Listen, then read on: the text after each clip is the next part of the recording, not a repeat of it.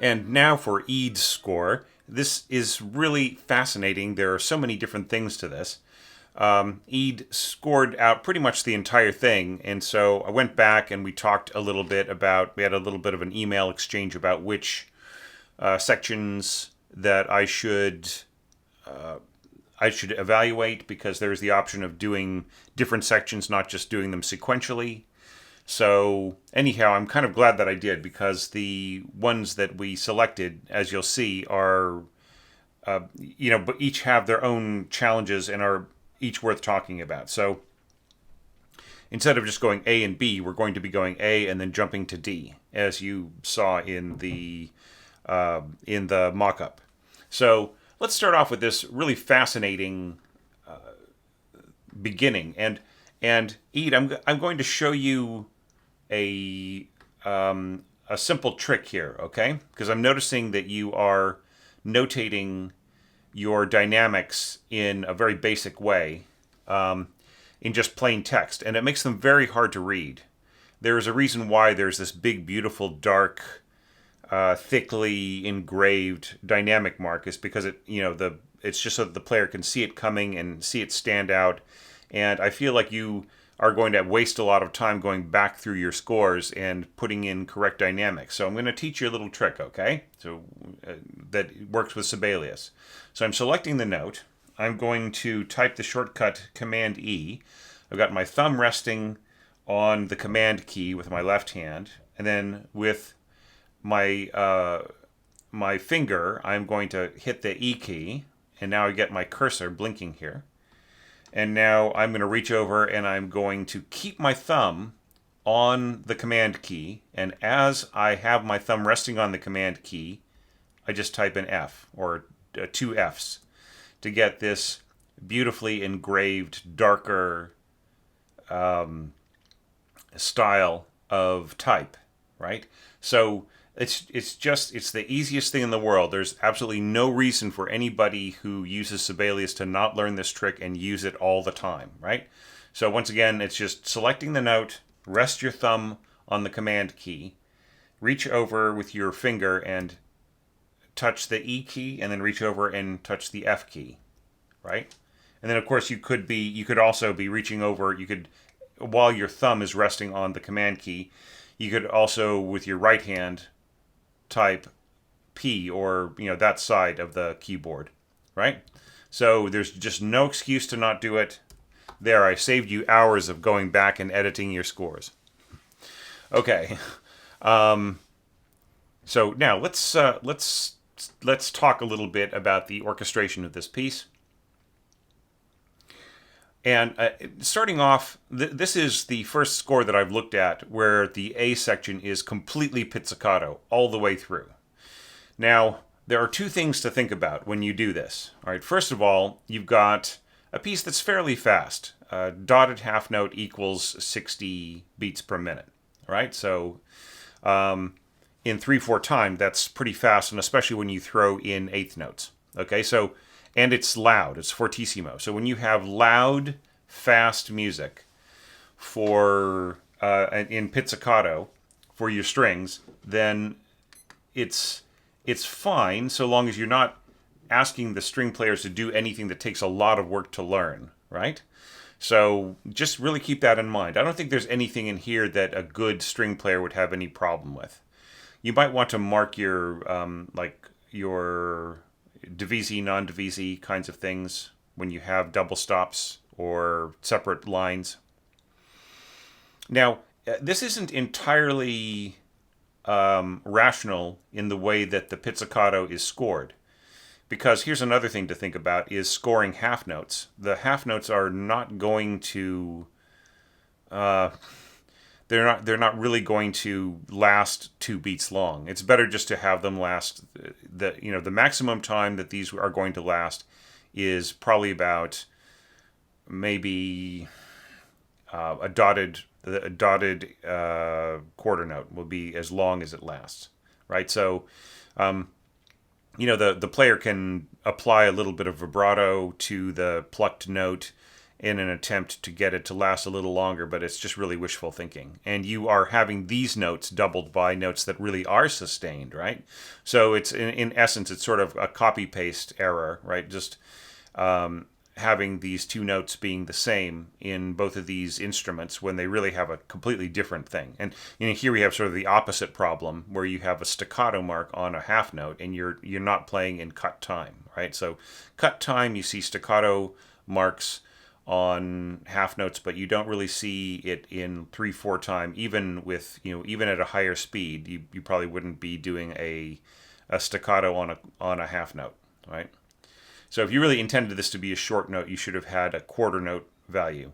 Okay, I've seen modern like a contemporary music education sort of festival or workshop where musicians play works by young composers who are, say, at university.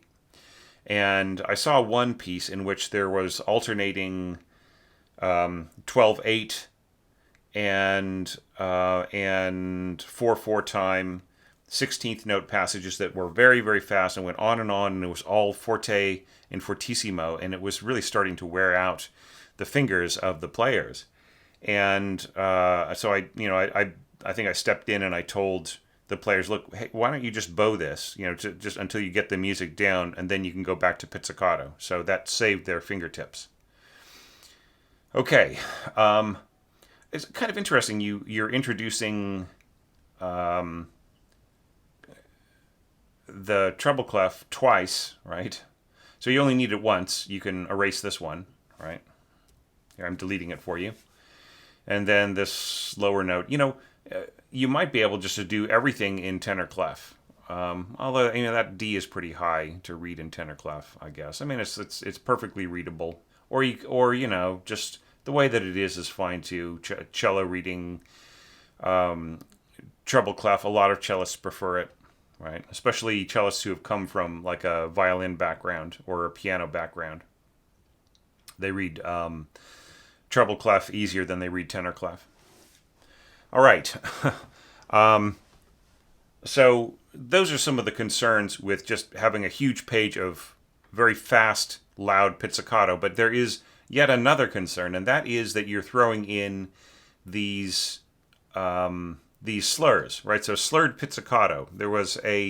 This was one of the common errors in my 12 common errors video. I hope that you watched it. I linked it in the announcement page, and I released the video before I announced the challenge. Just I really wanted people to think about certain things.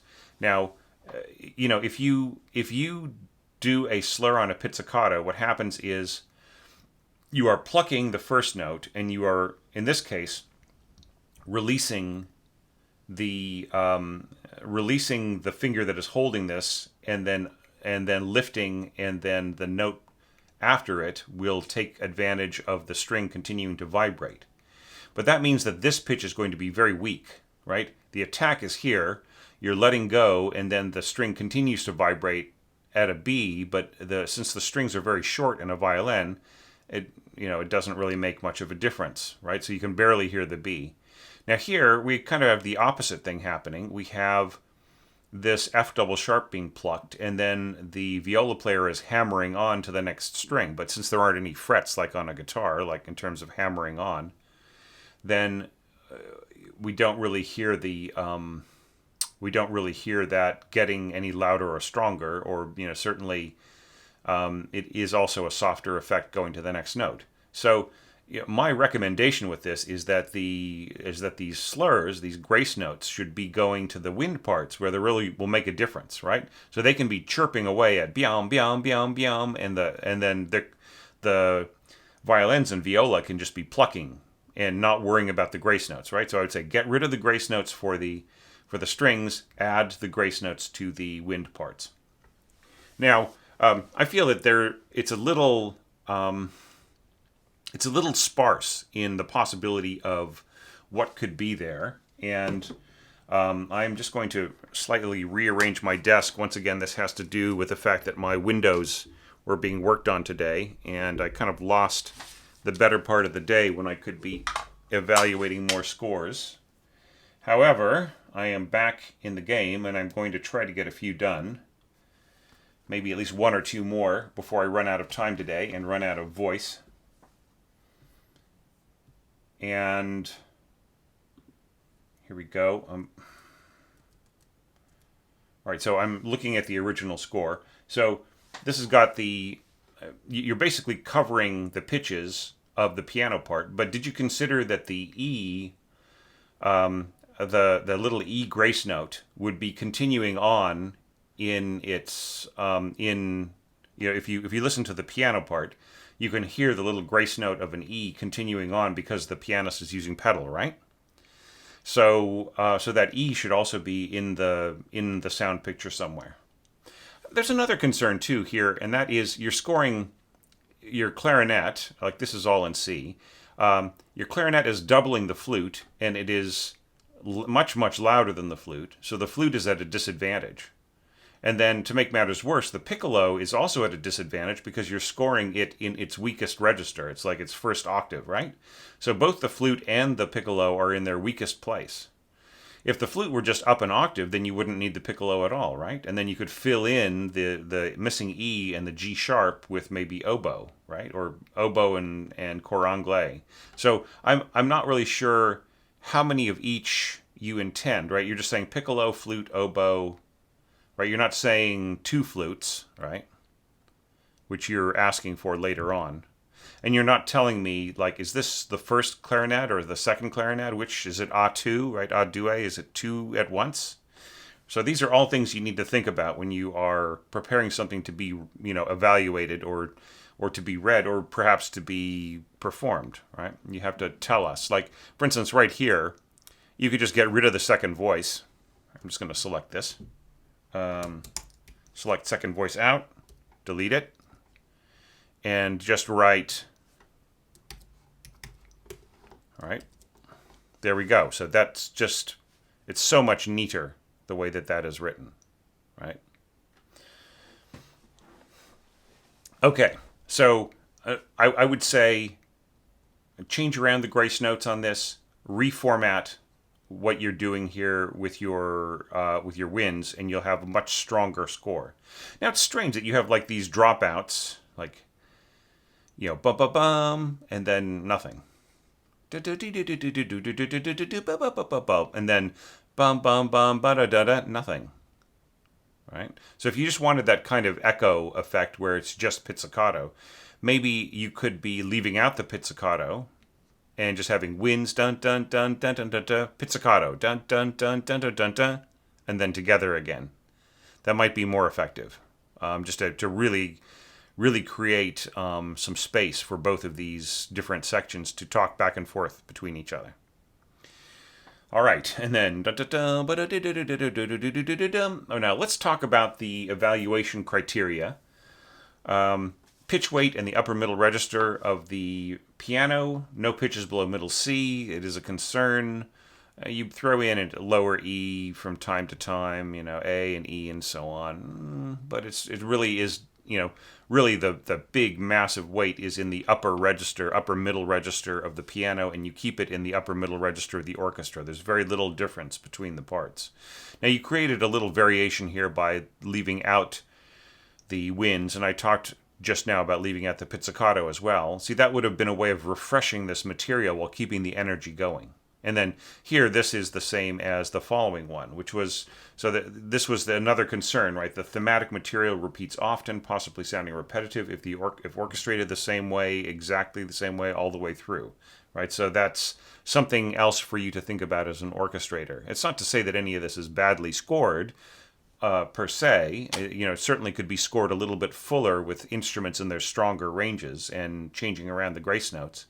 But it's just that it is scored similarly in a way that is very direct and straightforward, right? There's very little room for you to change things or fix things or inflate things the way that you have got it. So you could be adding things. There's so much empty space here. You could be adding a lot to it. You could be adding maybe a little bit of harp glissando or a little bit of timpani roll, or maybe maybe you could have more bassoon coming in and pushing the bottom end on the second time through. See, there's so many different things that you could be doing to break up to add some variety. I don't want to say break up the monotony. It's not monotonous, but to add variety to the overall sound picture. And that just brings us to the discussion of the melodic development soaring quite high. And see, like here you have the piccolo, and the piccolo can go way high. It can go all the way up to that top D and the top E, right? And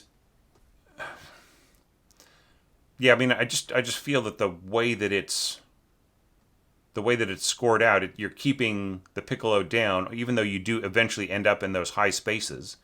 That's fine, but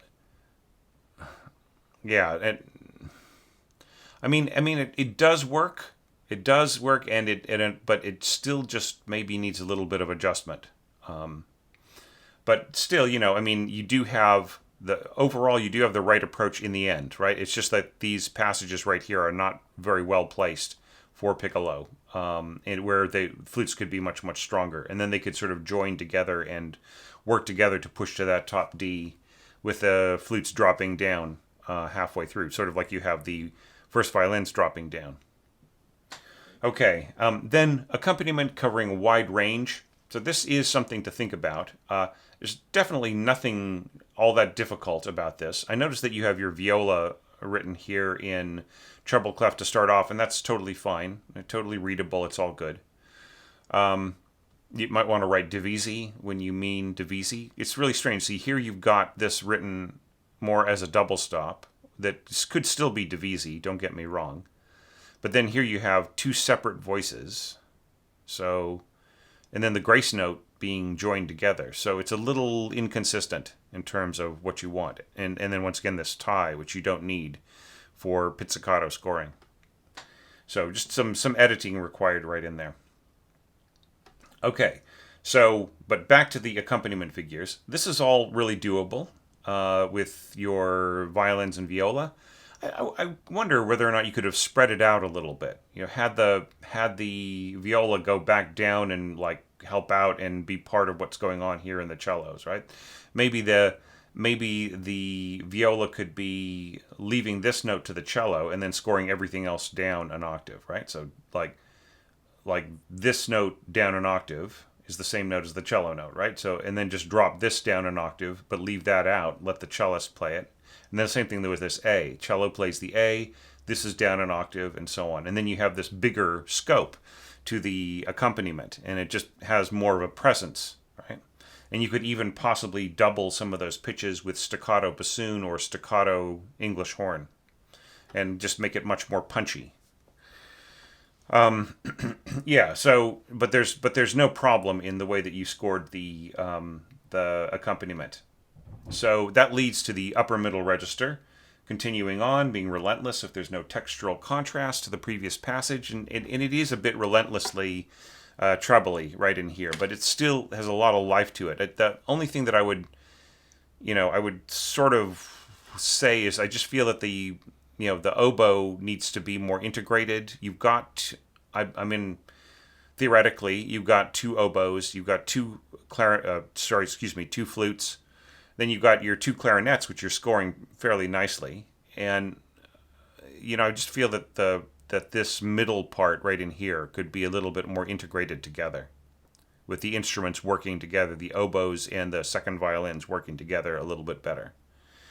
Here you've got the doubling, right? But right in here, it's a little inconsistent, right? Some of these pitches could, like you've got the second flute doubling that, but the oboe could be helping out with that and making it a little thicker.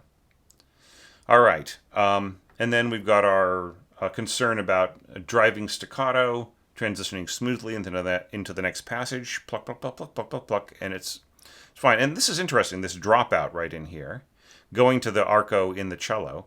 I think that's all good. It's all fine, but I would complete the pizzicato joining together with the arco. I would have one last pluck here on the C at the same time as the arco, right? And then one last staccato here on the bassoon. And then that would tie everything together a little bit better rather than just having this big dropout. Okay, so that's my feedback on that page.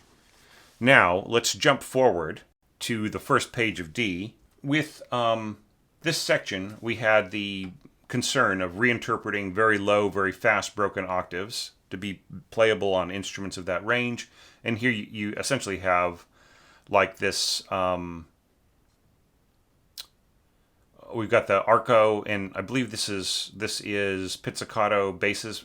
Pardon me, I'm just going to pull back here and take a look at the double bass part. Actually, there's an easier way to do this. Just listen on my cans. Yeah, so I'm hearing a pizzicato when I select the note. So yeah, so pizzicato and cellos playing together, and this is all very, very easy, right? So you've really kind of solved a problem that has puzzled other orchestrators, including myself, and in a very simple way. And you also have this very simple crescendo, right? And I would actually also put an accent on this D, right? So it's just really, really clear that it's boom, ba, ba, ba, ba, ba, right? And you could even put an accent on the first D here and then pianissimo on the second one, like, forte, pianissimo. Just to get more of a bark there at the beginning. Okay, now there was a bit of kind of an unintentional copy-paste. Like, I think you kind of accidentally duplicated this twice. These this da da da da da da da da da da da da da da, and it just, like, people could probably noticed in the mock-up that these 4 bars and then the 4 bars that followed are basically the same material that has just been repeated twice. So you might not have been aware of that problem, right? Okay, so essentially, you're kind of transcribing. You've got the horn in there. You've got your clarinets. You've got your strings. So the whole question is like whether or not that chordally makes a balance, right? That kind of chorale scoring with strings and horn and clarinets. So the problem here is that, especially once you get up to fortissimo, and add the trumpets, there's really no way that the winds and the strings can compete against that much force, especially at the same G. Like, you see here, you've got G and E flat, right? G here and E flat there. And then when those really powerful trumpets drop out, then you really feel their absence, right? Because they were so powerful and now they're gone, and then you have these gentler instruments trying to catch up, right? So there has got to be a smoother way of doing this. And what I would recommend is to try to have, instead of having the strings doing part of the chord and the winds doing another part of the chord, is try to integrate things a little bit better, right? So you could have strings and winds doubling each other in harmonies in interesting ways, rather than them being really kind of having separate functions and separate roles, right? And then right here, once again, like, you don't need that second voice. You can just write A2 here, and then have the second voice come in here because they're really separating out here in this next bar. As the same thing is true of the trumpet. There's really, this could all be. I'm just gonna do option 1, and then selecting that and erasing it. Yeah, see, so this is how you could be scoring these trumpets, all right? And the same thing is true here. You can just write A2 and get rid of the second voice there in both the flute and the oboe, and it's just much simpler to read. I do like the timpani right in here, okay? But one thing, here's another critique I would add to this is that I think the crescendo is a little bit unsystematic, right? You're going from pianissimo to fortissimo, or to forte, excuse me, pianissimo to forte, and then this seems very underpowered because you're starting from what was soft before, right? So you need to kind of mark this, but we're sort of assuming that this is pianissimo to fortissimo. So really soft to loud, and then really soft to really loud, and then where do you go from there? Then the rest of it, you have used up all the excitement, right? So this is all pretty well scored, and then what follows it is not quite as fully scored, right? So I would say just like get rid of these 4 bars, these 3, and then the bar that follows, and then start off. I would say you could crescendo like all the way across and go up to maybe mezzo forte, right? Or do what like start off with the pianissimo, like forte piano, forte pianissimo, as it is in the score, and then have the little, crescendo diminuendo, crescendo diminuendo, crescendo diminuendo, and then finally a push to maybe a kind of a dreamy sort of dynamic right in here. It's like maybe mezzo piano. And then from that mezzo piano, push it up to forte, and then from that forte, you have some scope to push it to fortissimo, right? But you're using up, the point is just that, like, not only are you increasing from very soft to loud twice, after you've gotten to very, very loud the second time, there's nowhere to go, right? You're just extra loud, and then that's the way that it is for the rest of the passage. But I mean, having said all of that, there's, you're starting to integrate your approach a little. The piccolo here is in its weakest register, as I mentioned before. This kind of scoring below D in the staff is not a good use. You might as well be scoring this for third flute, right? And then having A3 on this. And I would say also, like, you have so much force sitting on this top melody here. You've got first trumpet, you've got first violins, you've got both your flutes, you've got piccolo, and you've got both your oboes. So and then on the harmony note, you've got second violins and second trumpet, and that's it, right? Couldn't you spare maybe the oboes to play some of the filling in harmony a little bit more? And also, for that filling in harmony, the violas aren't doing anything. Maybe they could also be helping out with the chord, right? So there's much, much more that you could be doing in here to make the sound more bulky or make it more full. Okay, I'm just going to skip these 3 bars because they're just repeats of the previous. And let's jump to the next page. And that takes us to here. And then we've got to the real exciting, hugely scored part. And I'm glad that we had a chance to look at this. Once again, I'm going to say, like, some of it is scored really nicely. You are heading towards that sense of integration with fuller scoring, with instruments sharing some of the roles. Strange dropouts, though. Like there's nothing going on here. Like, what are the horns supposed to be doing here, right? So I think you need to just not just leave big gaps like that, but just really fill in, or like just a teeny bit of bassoon there, kind of doubling some of the lines that are being played by the horn, I guess. But then there's no more bassoon, so where did it go, right? So I think that just watching out for for like all of the parts, and keeping track of them, I think, needs a little bit of work. And then, just really screaming right in here. Dum, bum, bum, bum, bum, bum. That's really, really nice. The ah-2 right in here. But I feel that the cellos and the violas could be playing this harmony, and you could be using your strings to be doubling these octaves and just being very, very powerful and fierce. Ba ba ba ba bum with strings. Dun dun dun dun dun dun dun dun. Don't you feel kind of the weakening right in here, like on the reaction part of the melodic phrase?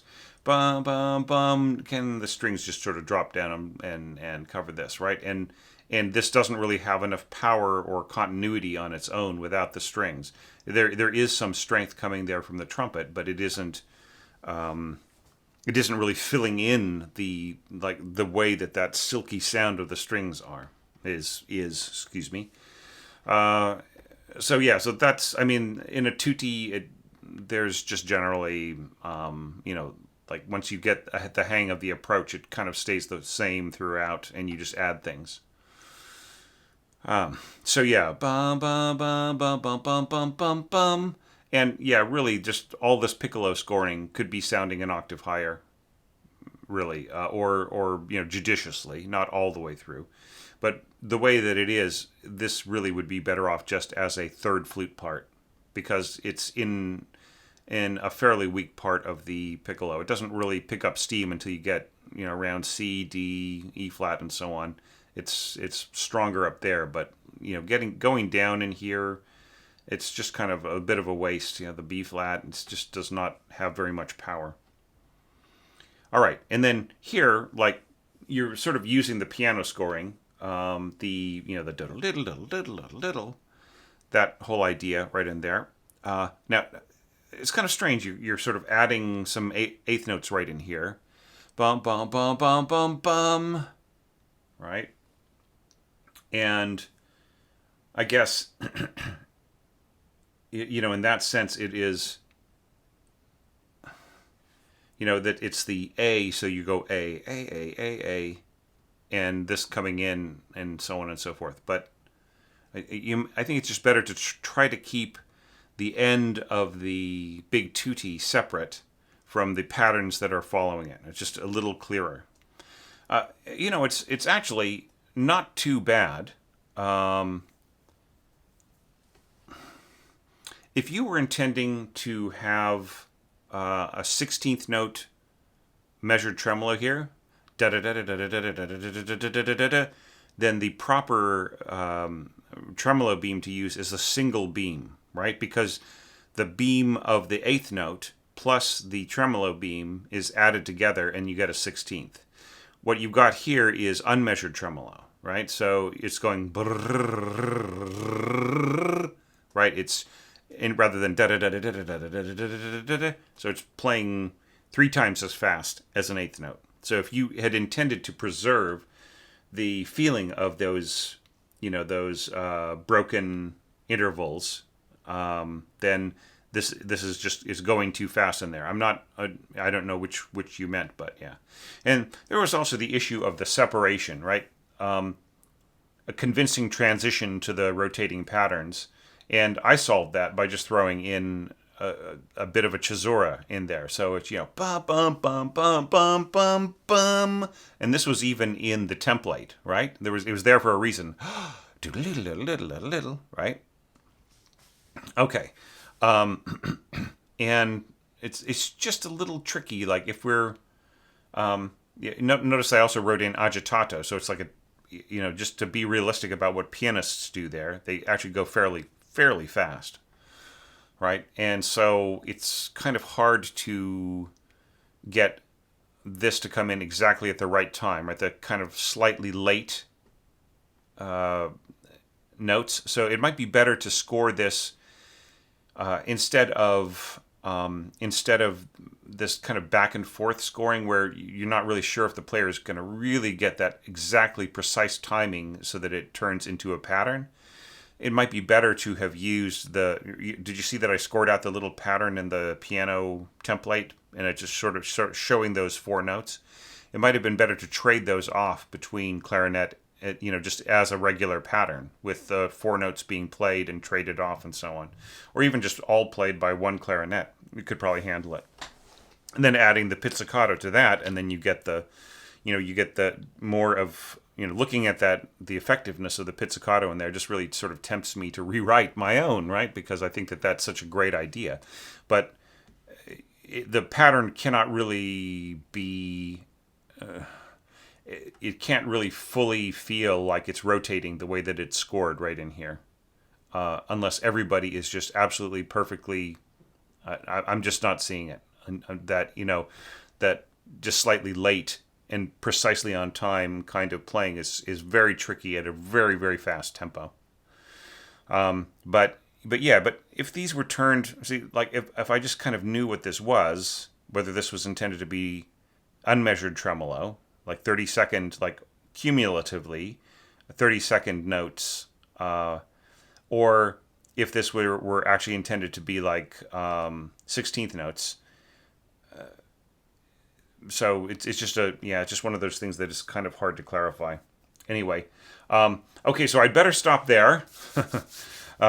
But I really appreciate you sending this score to me, Iede. I have just picked it apart and talked about all kinds of things to improve, and I don't want you to feel discouraged by that at all. In fact, that I feel you bring that out in me at my best. When you give me something to talk about, when you give me some advice to give, sometimes it's actually a little intimidating to me as an orchestration coach when I get a score that really kind of looks perfect, right? And then I'm reduced to just commenting on all the things that work in the score, rather than necessarily giving this kind of deep, careful advice.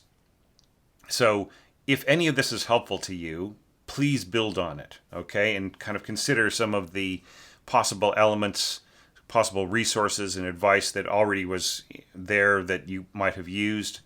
And, just thinking about building tuttis and some of the other problems that we've talked about. And please consider entering next year's challenge, because it's going to be a completely different piece. And this piece might be more along the lines of your particular orchestration approach, or maybe not. Maybe you'll hate it. I don't know. But it would just be interesting to see you approach this, from your point of view as an orchestrator. So thank you once again for your entry. Thank you so much for supporting the channel. And thanks to all my patrons out there who are making this possible, and all our viewers, all our community members. It really does make a difference. And I really appreciate people leaving comments that are, kind of continue the conversation, that, they have more things to add. They talk about what they like and they didn't like.